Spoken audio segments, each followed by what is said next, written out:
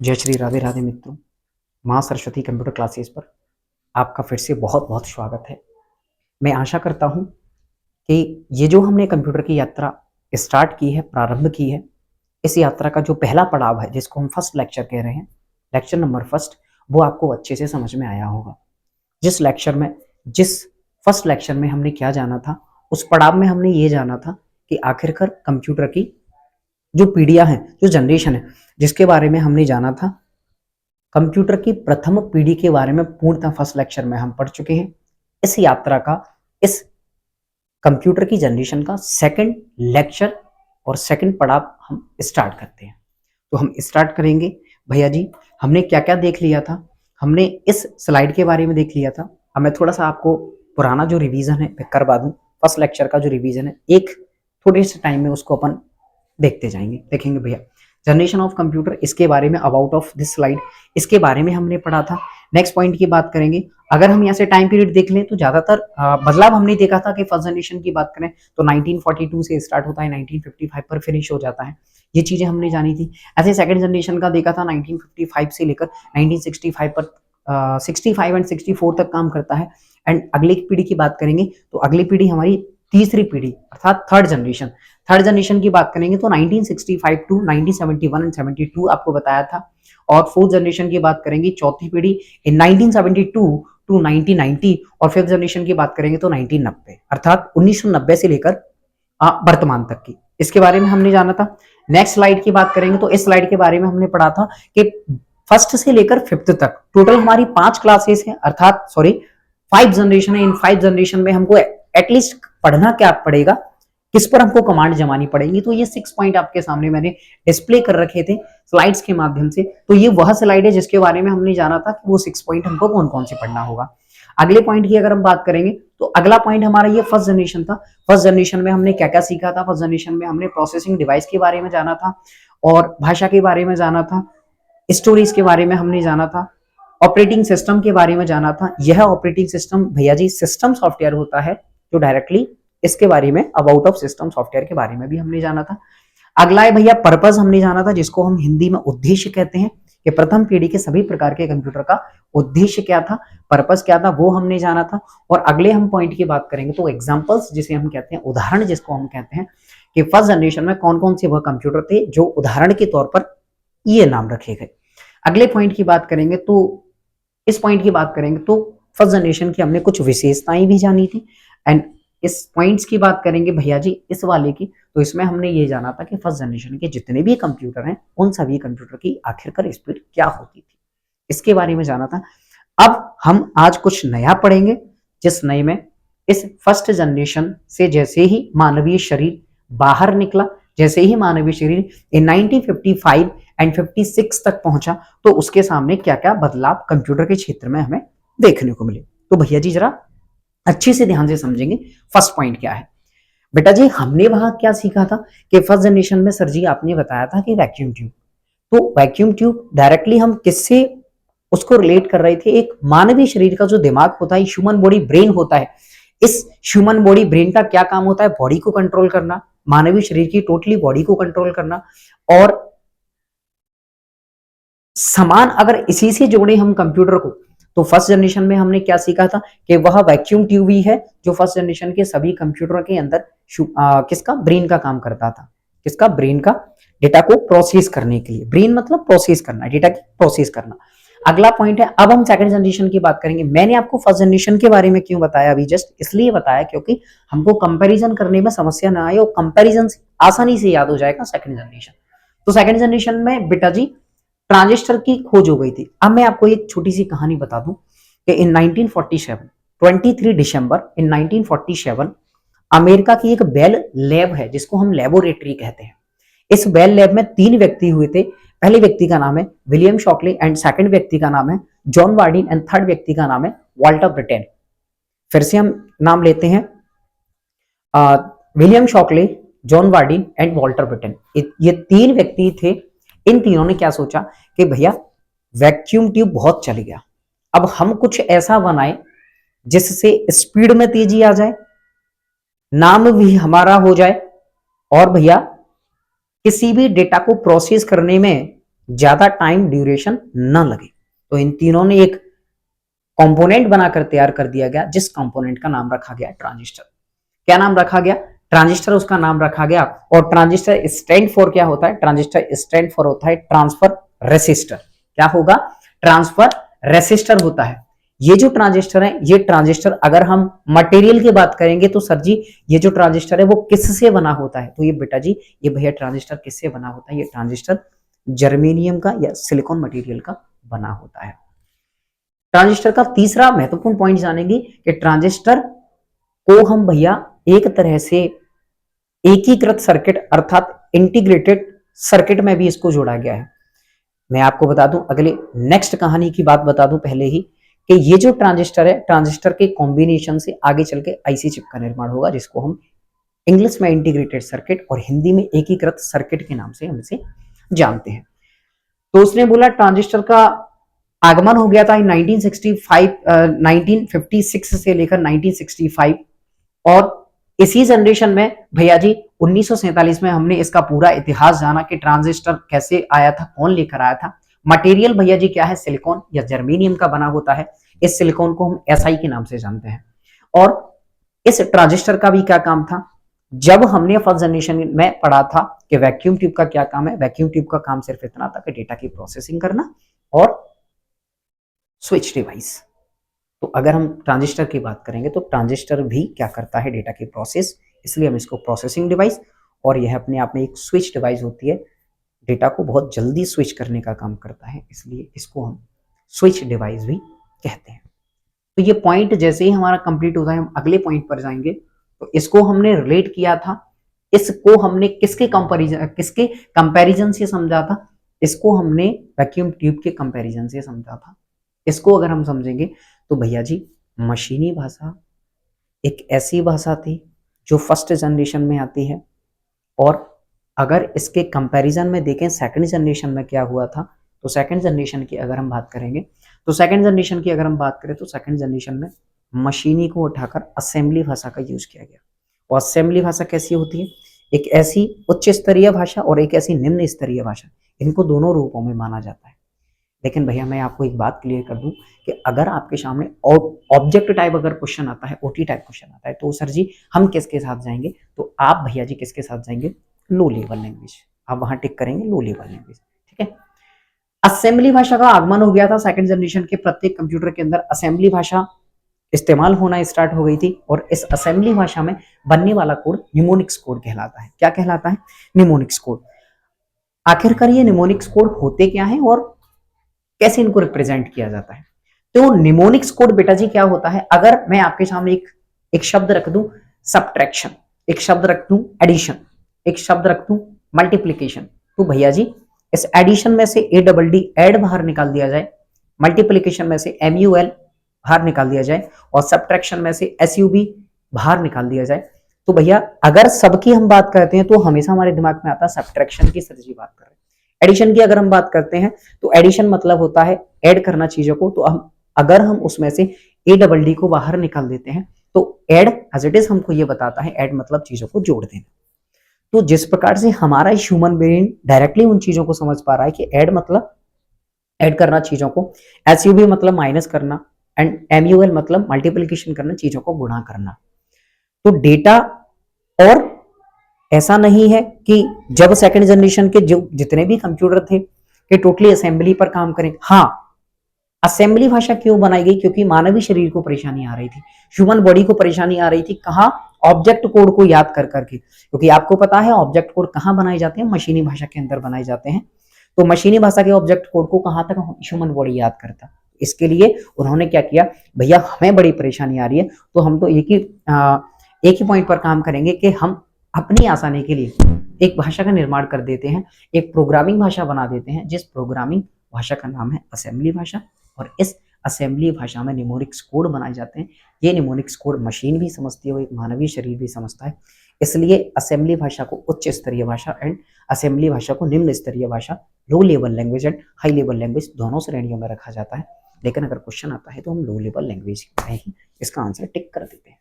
आगे लिखा है उसने कि असेंबली भाषा का निर्माण हुआ था, असेंबली भाषा का इस्तेमाल स्टार्ट हो गया था। और सेकंड पॉइंट की बात करेंगे कि असेंबली भाषा में कौन से कोड बनाए जाते हैं, तो भैया निमोनिक्स कोड बनाए जाते हैं। और इसी असेंबली भाषा को भैया अपन लो लेवल लैंग्वेज के नाम से जानते हैं, जो एक प्रकार की प्रोग्रामिंग भाषा होती है। ठीक है, अगले पॉइंट की बात करेंगे, मोस्ट इंपोर्टेंट पॉइंट है, आप नोट कर लेना इस बात को कि क्या कि पूर्वी अगर विश्व की बात कर ले तो कंप्यूटर के अंदर सिर्फ एक ही वह भाषा है जिस भाषा को ट्रांसलेटर की आवश्यकता नहीं होती है। वह कौन सी भाषा है भैया? वह मशीनी भाषा है। लेकिन सर जी, लेकिन सर ये जो असेंबली भाषा है, असेंबली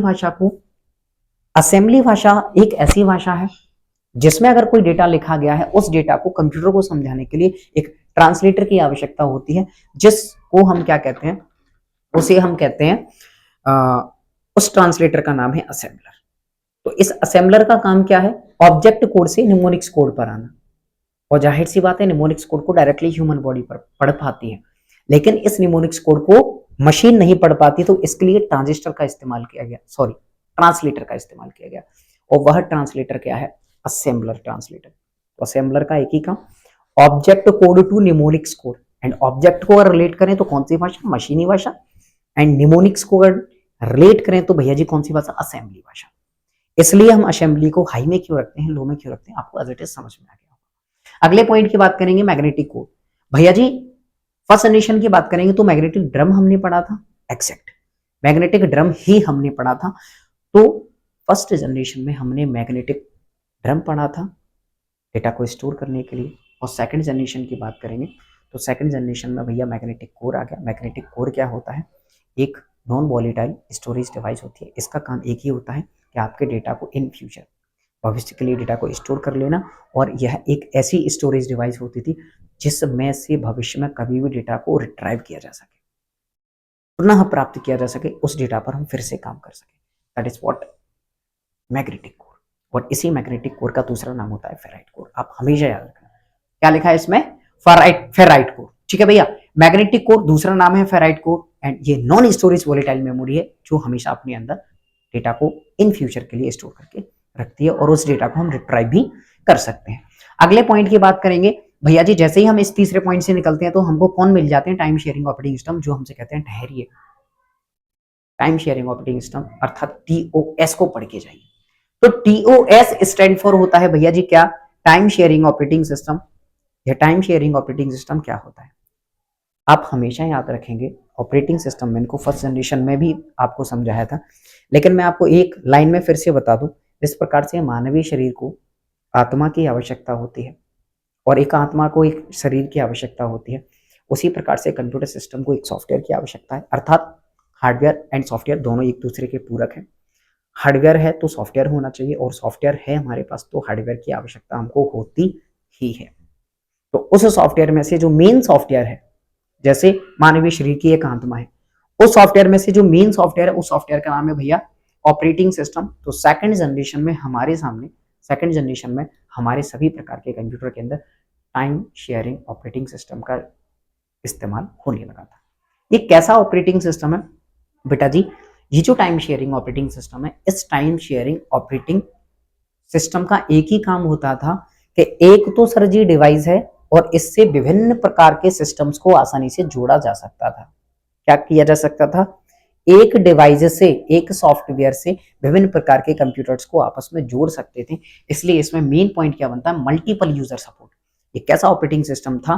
ये अपने आप में एक मल्टीपल यूजर सपोर्ट था। विभिन्न प्रकार के यूजर्स को आसानी से एक प्लेटफॉर्म से जोड़ा जा सकता था। ऑब्लिक की बात करेंगे, मल्टीटास्किंग। ये एक ऐसा ऑपरेटिंग सिस्टम था जो मल्टीटास्किंग था। मल्टीटास्किंग का मतलब होता है, सबसे पहला पॉइंट होता है मल्टी, इसमें जो दूसरा शब्द जुड़ा है वो है टास्किंग। मल्टी स्टैंड फॉर विभिन्न प्रकार, many types. And sir ji tasking की बात करेंगे तो टास्किंग भैया जी क्या है? टास्क का मतलब होता है वह जॉब, वह वर्क। और आप हमेशा याद रखेंगे, कंप्यूटर के अंदर दो चीजें काम करती हैं, एक टास्क काम करता है, एक जॉब काम करती है। जब हम कंप्यूटर को इंस्ट्रक्शन देते हैं, कमांड्स देते हैं, दैट इज व्हाट? जॉब या टास्क। समझ गए ना? जॉब मतलब काम करना, बहुत अच्छे। तो उसने क्या बोला कि मल्टीटास्किंग। तो टास्किंग की अगर हम बात करेंगे और मल्टी की बात करेंगे तो विभिन्न प्रकार के कार्यों को यह एक साथ करता था इन वन टाइम। अगले पॉइंट की बात करेंगे, virtual memory. Virtual memory, virtual memory का भी उपयोग होने लगा था इनके साथ साथ। अब आप समझेंगे सर जी वर्चुअल मेमोरी क्या होती है। इस वर्चुअल मेमोरी की ही वजह से इन सभी प्रकार के सिस्टम्स को सेकंड जनरेशन के कंप्यूटर को VME के अंतर्गत रखा गया। ये चीज क्या होती है, इस VME को कहते हैं अपन वर्चुअल मशीन एनवायरनमेंट। क्या चीज, वर्चुअल मशीन एनवायरनमेंट, ठीक है, एनवायरनमेंट। तो भैया VME सेकंड जनरेशन के कंप्यूटर को बोला गया, किसकी वजह से बोला गया, इस वर्चुअल मेमोरी और मल्टीटास्किंग ऑपरेटिंग सिस्टम की वजह से VME के नाम से हम सेकंड जनरेशन के सभी प्रकार के सिस्टम को भी जानते थे। तो वर्चुअल मेमोरी क्या होती है, एक लाइन में समझेंगे क्या होती है वर्चुअल मेमोरी। भैया जी जब कंप्यूटर की जो प्राइमरी मेमोरी है, कंप्यूटर की जो प्राइमरी मेमोरी है, यह प्राइमरी मेमोरी की कैपेसिटी से भी अधिक जब इस पर लोड दे दिया जाता है, अधिक इसको लोड लाद दिया जाता है, तब उस लोड के टाइम जो सहायता करता है उस मेमोरी की, उस मेमोरी को हम कहते हैं वर्चुअल मेमोरी। आगे कहानी बात करेंगे हम, आगे पॉइंट की बात करेंगे भैया। तो आगे क्या लिखा है बेटा, टाइम शेयरिंग ऑपरेटिंग सिस्टम के सर जी कुछ उदाहरण तो होंगे ना, तो टाइम शेयरिंग ऑपरेटिंग सिस्टम के आप उदाहरण ले सकते हैं। देखो टाइम शेयरिंग ऑपरेटिंग सिस्टम है, मल्टीटास्किंग ऑपरेटिंग सिस्टम है, मल्टी यूजर सपोर्टिंग थी इसके अंदर। मल्टीटास्किंग ऑपरेटिंग सिस्टम की बात करेंगे तो यूनिक्स एक मल्टीटास्किंग है, मल्टिक्स एक मल्टीटास्किंग है एंड विंडो भी एक मल्टीटास्किंग ऑपरेटिंग सिस्टम है। तो मल्टिक्स की बात करेंगे तो मल्टिक्स स्टैंड फॉर होता है multiplexed information and computing service. ठीक है भैया, अगले पॉइंट की बात करेंगे तो देखिए अगर हम सेकंड जनरेशन और फर्स्ट जनरेशन के कंपैरिजन की बात करें, और वह कौन सा कंपैरिजन होगा कि सर जी आपने फर्स्ट जनरेशन में हमको पढ़ाया था कि साइंटिफिक पर्पस था, लेकिन सेकंड जनरेशन की बात करेंगे तो सेकंड जनरेशन में बेटा जी इससे फर्स्ट जनरेशन के 55 लास्ट जैसे ही खत्म हो जाता है और हम 56 में पहुंचते हैं, तो ये जो कॉमर्शियल पर्पस है इसका आगमन हो जाता है। और मैं बता दूं सबसे अधिक जो अगर पैसा कमाना है और पैसा सबसे अधिक जो कमाया जाता है वो व्यवसाय क्षेत्र में कमाया जाता है, समझ गए ना, बिजनेस के क्षेत्र में कमाया जाता है। तो उन्होंने क्या सोचा, भैया व्यवसाय के लिए कंप्यूटर को उतारा जाए जिससे व्यवसायियों का जो काम है वो जल्दी हो पाएगा और हमारे कंप्यूटर अधिक बिकेंगे। तो सेकंड जनरेशन के सभी प्रकार के जो कंप्यूटर थे उनका पर्पस क्या था, उनका उद्देश्य क्या था, उनका उद्देश्य था कॉमर्शियल पर्पस। ठीक है भैया, अगले पॉइंट की बात करेंगे अपन। अगला पॉइंट हमसे क्या कहता है, एग्जांपल्स क्या है। देखो फर्स्ट जनरेशन की हम बात करेंगे तो फर्स्ट जनरेशन में हमने क्या पढ़ा था, विभिन्न प्रकार के एग्जांपल्स पढ़े थे। अब हम सेकंड जनरेशन के कंप्यूटर्स की बात कर लेंगे। तो सेकंड जनरेशन के कंप्यूटर अगर एग्जांपल्स की अगर हम बात कर लें तो एग्जांपल भैया क्या है, IBM 1401 ये मॉडल नंबर है, IBM के द्वारा बनाया गया है। अब आप IBM एक शब्द आ गया, IBM स्टैंड फॉर होता है इंटरनेशनल बिजनेस मशीन। क्या होता है, इंटरनेशनल बिजनेस मशीन इसका नाम होता है। और आप विशेष ख्याल रखेंगे, नोट करना चाहे तो नोट कर सकते हैं, IBM विश्व की वह एक ऐसी कंपनी है जो हमेशा कंप्यूटर के हार्डवेयर बनाने का काम करती है और IBM ही वह कंपनी है, IBM ही वह कंपनी है जिसके 7 इंजीनियरों ने सहायता की थी मार्क फर्स्ट कंप्यूटर को बनाने में। और मार्क फर्स्ट कंप्यूटर जो बना था वो किसकी सहायता से बना था, हॉवर्ड आइकन की सहायता से बनाया गया था। समझ गए ना, IBM हार्डवेयर पार्ट्स बनाती है और मार्क फर्स्ट ही एक ऐसा कंप्यूटर है, मार्क 1 ही एक ऐसा कंप्यूटर है जिसका इस्तेमाल सेकेंड वर्ल्ड वॉर में किया गया था। आगे की कहानी हम देखेंगे, एग्जांपल हमने देख लिया भैया, IBM से बहुत सारे पॉइंट्स सर ने बता दिए हैं। और अगले पॉइंट की बात करेंगे, यूनिवैक 1108। यूनिवैक 1108 एक सिस्टम आता है सेकंड जनरेशन का, सेकंड जनरेशन में जिस मॉडल का इस्तेमाल किया गया था यूनिवैक 1108। एंड एक और आया हनीवेल 200। हनीवेल 200 भी एक कंप्यूटर सिस्टम है जिसका इस्तेमाल भी सेकंड जनरेशन के टाइम पीरियड पर किया गया था। अगले पॉइंट की बात करेंगे सर, PDP। और PDP के 3 वर्जन आए थे, PDP 1, PDP 3 एंड PDP 8। और PDP स्टैंड फॉर होता है प्रोग्राम्ड डेटा प्रोसेसर। ठीक है भैया, तो एग्जांपल की हमने बात कर ली है, ये पूरा चार्ट हमने कंप्लीट कर लिया। और जैसे ही हम यहां से थोड़ा सा निकल के आगे जाते हैं हमको कौन मिल जाते हैं, एक छोटा सा पर्चा डाला था, ये पर्चा हमसे क्या कह रहा था वो इसके बारे में हम जाने। तो देखिए क्या कह रहा था, 100 IPS उसने हमको समझाया क्या कि आप जिस फर्स्ट जनरेशन के कंप्यूटर के बारे में पढ़कर आए थे अब थोड़ा सा बदलाव देखने को मिलेगा। फर्स्ट जनरेशन में हमने क्या पढ़ा था, 100 आईपीएस पढ़ा था, लेकिन सर जी जैसे ही सेकंड जनरेशन हमारे सामने आती है, इस सेकंड जनरेशन में बेटा जी 1000 आईपीएस, और आईपीएस स्टैंड फॉर इंस्ट्रक्शंस पर सेकंड। इतनी स्पीड पर तो सर जी काम होना स्टार्ट हो गया था, 1000 आईपीएस। अगले पॉइंट की बात करेंगे माइक्रो सेकंड। इनको माइक्रो सेकंड बोला जाता है। माइक्रो सेकंड अर्थात सेकंड जनरेशन के सभी प्रकार के कंप्यूटर माइक्रो सेकंड पर काम करना स्टार्ट कर दिए थे, 10⁻⁻⁶। और फर्स्ट जनरेशन के सभी system 10⁻⁻³ that is what millisecond, and 10⁻⁻⁶ that is what microsecond. ठीक है, that is what microsecond. और इस माइक्रो सेकंड को अगर अच्छे से डिजिट जाने तो 0.5 × 0.1, ये आपकी स्पीड की बात हो गई। और जैसे ही हम यहां निकलते हैं तो उसने हमको क्या बताया कि भैया थोड़ी सी आप विशेषताएं भी पढ़कर जाएं कि सेकंड जनरेशन की विशेषताएं क्या क्या रही। तो पहला उसने बोला यूज ट्रांजिस्टर। सेकंड जनरेशन के सभी प्रकार के कंप्यूटर के अंदर जिस टेक्नोलॉजी का इस्तेमाल किया गया था वह टेक्नोलॉजी कौन सी है, वह टेक्नोलॉजी है भैया ट्रांजिस्टर। और ट्रांजिस्टर के अबाउट ऑफ ट्रांजिस्टर अभी हाल हमने देखा था। अगले पॉइंट की बात करेंगे, अगला पॉइंट की बात करेंगे, स्मॉल साइज एंड कॉम्पैक्ट हो गए थे, कॉम्पैक्टेबल। इनका जो साइज है वो बहुत, मतलब बहुत का अर्थ है कि फर्स्ट जनरेशन की अपेक्षा इनका साइज है वो छोटा हो गया था और कॉम्पैक्टेबल थे, आसानी से इनसे काम लिया जा सकता था। हीट जनरेट करना कम कर दिए थे, करते ही नहीं थे। स्पीड इनकी फास्ट हो गई थी। फर्स्ट जनरेशन के कंपैरिजन की अगर हम बात करेंगे, सेकंड जनरेशन की फर्स्ट जनरेशन की अपेक्षा सेकंड जनरेशन के सभी सिस्टम की अगर हम बात करते हैं तो उसने क्या बताया कि स्पीड इनकी फास्ट हो गई थी और रिलायबल हो गए थे। कैसे हो गए थे, रिलायबल हो गए थे। रिलायबल का मतलब होता है विश्वास अधिक बढ़ गया था सेकंड जनरेशन के सभी कंप्यूटर पर, हमारा अधिक विश्वास बढ़ गया था। अगले पॉइंट की बात करेंगे। देखो अधिक विश्वास से क्या मतलब है, अधिक विश्वास से मतलब है कि जहां कंप्यूटर सिस्टम से 3 घंटे काम ले रहे थे वहां कंप्यूटर सिस्टम से 6 घंटे काम करना स्टार्ट कर दिया था। Communication of telephone line. Sir ji कितनी इंपॉर्टेंट बात है, ये क्वेश्चन कई बार आ गया है, आप हमेशा याद रखेंगे कि कम्युनिकेशन के क्षेत्र में, संचार के क्षेत्र में वह कौन सी जनरेशन है जिस जनरेशन में टेलीफोन लाइन का आगमन हो गया था। तो वह सेकंड जनरेशन है जिस जनरेशन में कम्युनिकेशन स्टार्ट हो गया था, अर्थात सेकंड जनरेशन द्वितीय पीढ़ी में कम्युनिकेशन टेलीफोन लाइन का आगमन हो गया था। Less electricity consume. Second generation के सभी प्रकार के कंप्यूटर जो इलेक्ट्रिसिटी है उसको कंज्यूम करना कम कर दिए थे, बहुत कम खपत होती थी किसकी, इलेक्ट्रिसिटी की। तो बेटा जी ये पूरी की पूरी आपकी सेकंड जनरेशन थी। ये लेक्चर नंबर 2 है। इसके अंतर्गत हमने क्या जाना कि सेकंड जनरेशन क्या है, और मैं आशा करता हूं कि आपको ये जो इंफॉर्मेशन है सेकंड जनरेशन की ये पूर्णतः समझ में आई होगी।